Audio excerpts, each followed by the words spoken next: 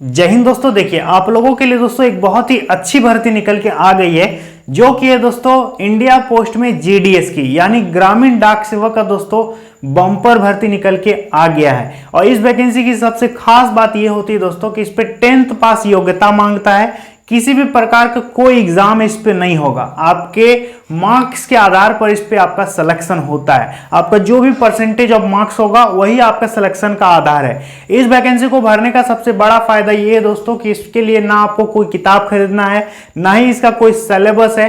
बस भर दीजिए और छोड़ दीजिए और मेरिट में आने का इंतजार कीजिए। तो इस वैकेंसी को कौन कौन भर सकता है, क्या एलिजिबिलिटी है, एज लिमिट क्या है, कब से आप फॉर्म भर पाइएगा, और हाँ सबसे बड़ा सवाल कि कितने परसेंटेज पर मुझे भरना चाहिए कि नहीं भरना चाहिए, कि भर के यूं ही बेकार हो जाएगा दोस्तों। इस वीडियो में सारा A to Z डिस्कस करेंगे, तो आप लोग वीडियो पर लास्ट तक जरूर बने रहिएगा। और एक बात, इस चैनल पर दोस्तों जितनी भी प्रकार की वैकेंसी निकलती है सारा का अपडेट दोस्तों बहुत ही अच्छे ढंग से दोस्तों विभिन्न कलर के पेन से लिख करके अच्छे ढंग से हम यहाँ पर समझाते हैं। तो आप हमारे चैनल को सब्सक्राइब कर लीजिएगा, जो भी छोटा बड़ा वैकेंसी कुछ भी निकलेगा सबका अपडेट यहाँ पर आपको मिल जाएगा। तो चलिए दोस्तों वीडियो को स्टार्ट करते हैं। देखिए वैकेंसी दोस्तों निकाला गया है ग्रामीण डाक सेवक जीडीएस नया भर्ती 2023।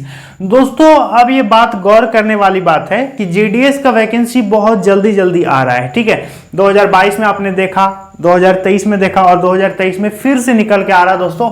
टोटल नंबर ऑफ पोस्ट की बात करेंगे तो इस बार आपका सीट निकल के आने वाला है 32,000 से प्लस आपका सीट रहेगा। 32,000 के आसपास आपका सीट है। ठीक है, इसके बाद बात करेंगे कि योग्यता इस पे क्या मांगता है। तो देखिए योग्यता को समझना बहुत जरूरी है। सबसे पहला बात कि आपका 10वीं पास होना जरूरी है, आपका 10th पास होना जरूरी है। आपने सीबीएसई बोर्ड से किया है या फिर यूपी, बिहार, राजस्थान, झारखंड किसी भी बोर्ड से आपने पास किया है मैट्रिक, तो आप भर सकते हैं। दूसरी बात, भरने के लिए किसी भी प्रकार का कोई परसेंटेज का जरूरत नहीं है।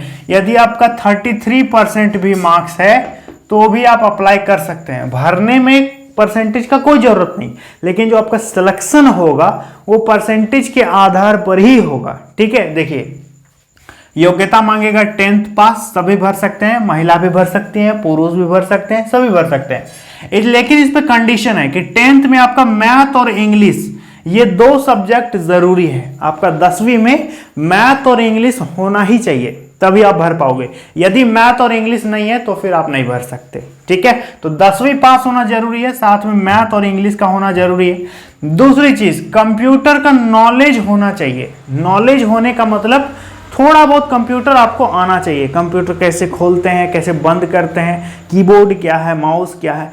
सर्टिफिकेट का जरूरत नहीं है, सिर्फ आपको नॉलेज होना चाहिए, मतलब थोड़ा बहुत कंप्यूटर का ज्ञान होना चाहिए। ठीक है, और नहीं भी है तो भी भर सकते हो, बाद में धीरे धीरे सीख लोगे। ठीक है, नॉलेज मांगा है कि कंप्यूटर में थोड़ा बहुत आपका ज्ञान होना चाहिए। तो ये कोई ज्यादा जरूरी नहीं है, कंप्यूटर का सर्टिफिकेट नहीं है फिर भी अप्लाई कर सकते हैं, सिर्फ कंप्यूटर का ज्ञान होना चाहिए। ठीक है, तीसरा योग्यता है लैंग्वेज। जिस क्षेत्र से आप फॉर्म को भरेंगे उस क्षेत्र का लोकल भाषा आपको आना चाहिए। ठीक है, रीजनल लैंग्वेज आपको आना चाहिए। यदि आप बिहार से हैं तो आप दोस्तों तमिलनाडु या गुजरात में जाकर ये फॉर्म नहीं भर सकते, क्योंकि आपको ना गुजराती आते हैं ना तमिल भाषा आपको आता है। हाँ, यदि आप बिहार से हैं तो हिंदी भाषा जहां जहां है वहां पर आप अप्लाई कर सकते हैं। ठीक है, और हाँ जीडीएस का जो वैकेंसी निकलता है उस पर लिखा रहता है कि कौन भाषा कहां पर है। ठीक है, जैसे कि यदि आप असम से हैं तो आप असम से ही फॉर्म भरेंगे क्योंकि आपको असमी भाषा आती होंगी। ठीक है, पश्चिम बंगाल से हैं तो आप बंगाल से ही फॉर्म भरिए क्योंकि आपको बंगाली आता है। तो जो भी भाषा है और विज्ञापन में लिखा है कि ये भाषा यहाँ, ये भाषा यहाँ, वहीं से आप फॉर्म को भरिएगा। ठीक है, यदि आप हिंदी भाषी राज्य के हैं तो हिंदी भाषा जहां जहां है वहां से आपको फॉर्म भरना है। इससे दोस्तों क्या होगा, एक तो योग्यता में भी ये लिखा कि रीजनल लैंग्वेज आपको आना चाहिए। दूसरी चीज है कि आपका जो है काम करने में भी अच्छा लगेगा, लोगों से कम्युनिकेट कर पाओगे। ठीक है, लेटर वगैरह डिलीवर करोगे तो वो अपनी भाषा में बोलेंगे, तो वहां आप रह करके काम कर पाइएगा। यदि उस भाषा का आपको ज्ञान होगा तभी कर पाइएगा। इसके बाद नेक्स्ट है साइकिलिंग। आपको साइकिल चलाना आना चाहिए।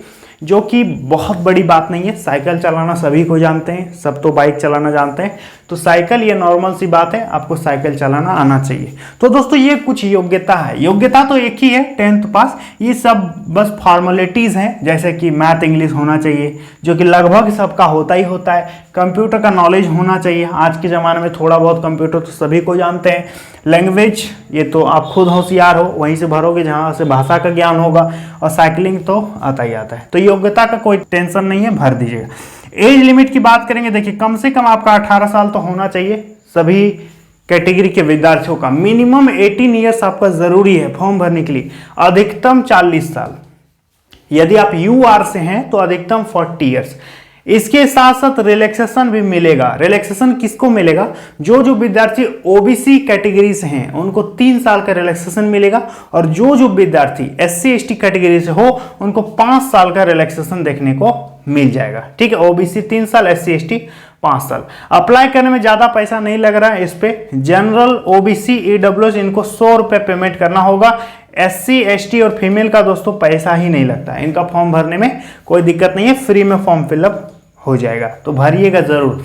अप्लाई कब से होगा इस वीडियो में ये भी हम बताएंगे। देखिए सबसे पहले बात करते हैं कि पोस्ट वाइज सैलरी आपका कितना रहेगा। देखिए दोस्तों इस पे 3 तरह का वैकेंसी रहता है।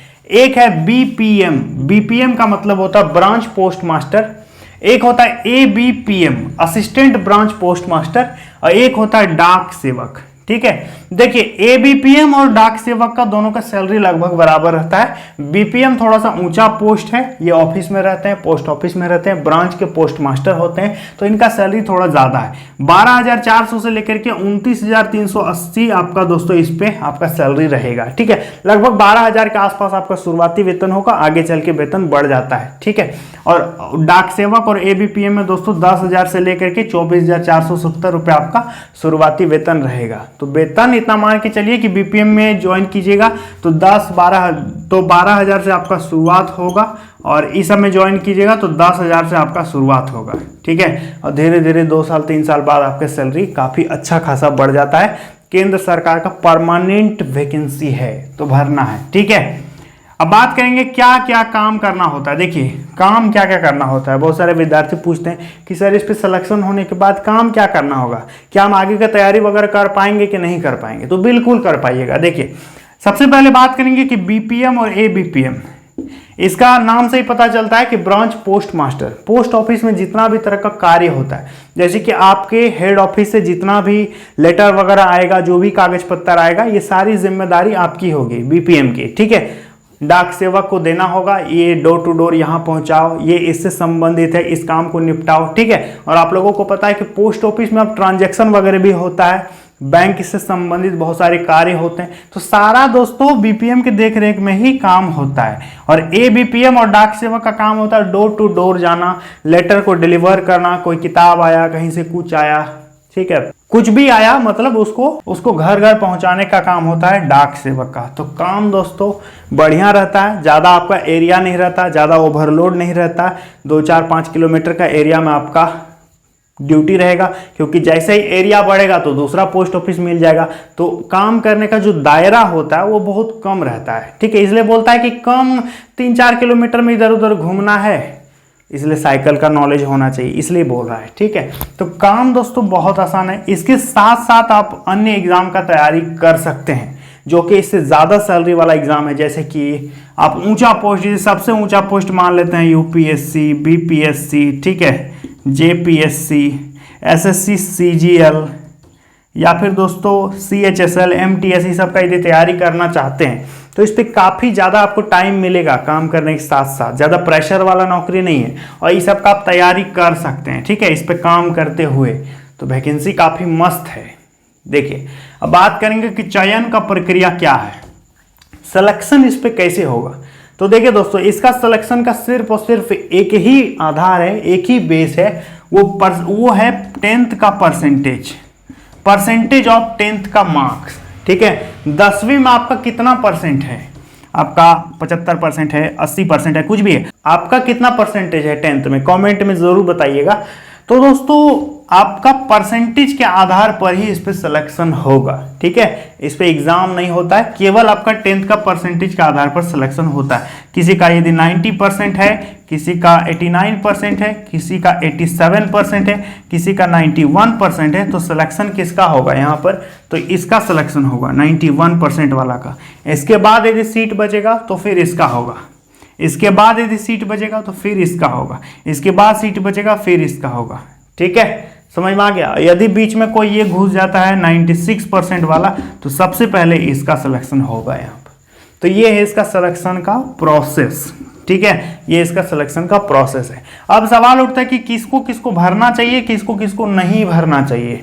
तो देखिए दोस्तों, पिछला कट ऑफ, आप पिछला रिजल्ट यदि पलट के देखोगे तो कट ऑफ इसका बहुत ज़्यादा हाई चला गया है, ठीक है। देखोगे 98%, 99%, कभी कभी तो 100% भी दिखा देते। तो दोस्तों जो गलत भर देते हैं विद्यार्थी, कोई 100%, 99% भर दिया, वो डॉक्यूमेंट वेरिफिकेशन में जाके उसकी छंटनी हो जाती है, क्योंकि वहाँ नहीं दिखा पाते हैं वो। तो दोस्तों मेरे कहने का मतलब, यदि आपका मार्क्स 75% से प्लस है तो आपको एक बार ट्राई जरूर करना चाहिए, ठीक है।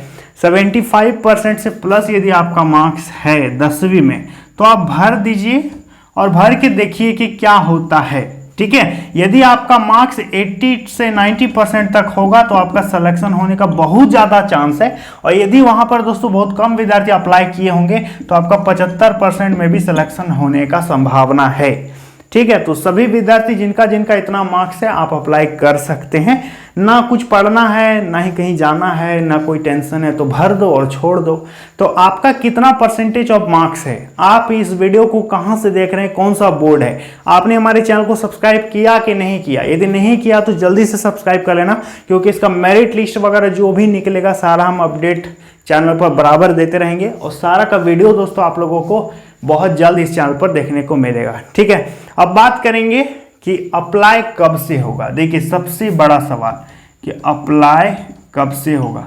दोस्तों आप लोगों ने YouTube पर कई प्रकार के वीडियोस देखे होंगे कि 28 जुलाई से अप्लाई हो रहा है, ठीक है। तो देखिए दोस्तों, इसका अप्लाई डेट जो संभावित है वो है 28 जुलाई, ठीक है, 2023। इस दिन से इसका फॉर्म हो सकता है फिलअप हो। यदि नहीं हुआ तो फिर अगस्त में मान के चलिए कि इसका वैकेंसी आएगा, ठीक है। और दोस्तों अगस्त में अप्लाई होगा। तो जैसे ही नोटिफिकेशन वगैरह आएगा हम आप लोगों को बता देंगे, वीडियो बना करके चैनल पर डाल देंगे, आप देख लीजिएगा। हमारे चैनल को सब्सक्राइब करके रखिएगा, तभी आपको सारा अपडेट वगैरह मिल पाएगा। तो उम्मीद करेंगे दोस्तों सारा चीज़ मैंने बहुत ही अच्छे ढंग से आप लोगों को समझा दिया है।